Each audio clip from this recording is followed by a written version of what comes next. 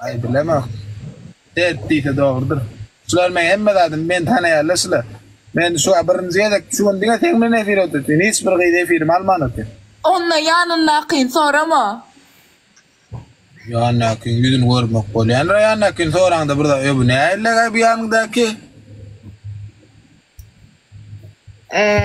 Dün bir tane bir kız bilen birkaç kızlar bilen efir ettin ha aslında. Yo, ola prosta kvartran.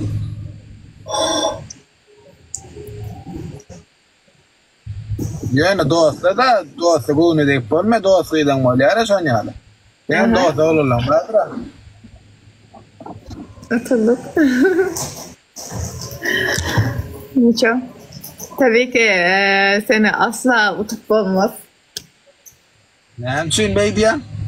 İsa Khan Çünkü geldi. senin destekçilerin daha fazla lop. Bizim o kadar destekçilerimiz yok. Hadi eskan madi. Türkmen çogurlaydı ara. Diyor Türk çogurlayı oturdun mu? Tam böyle sen bana Türkmen çağırlar. Ne daha Türkmen çogurlayı oturdu. Destekçi ne mi? Hadi eskan. Короче, sen поддержкачıdan köpten benki de oynayalak yok. Bolanı için bende yok. Yok. Nereye sipare ara abla?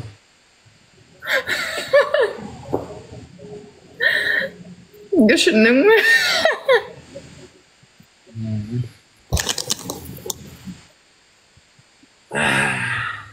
Anna? Ne demek Tekrar. Tezden Edelim. Tezden edelim. Vallahi çıkmalı men vaktım vallahi kaçırlar men konkumun geçiptir. Ertire der deneme firin yap. Böyle. Böyle. Bakın. Görüşürüz. Baka. 5 dakika son yapyan. Ya suat yap ne açmaz mı? Ne etsin otaydı? Böyle. Yankım bile ne fir ettin sen?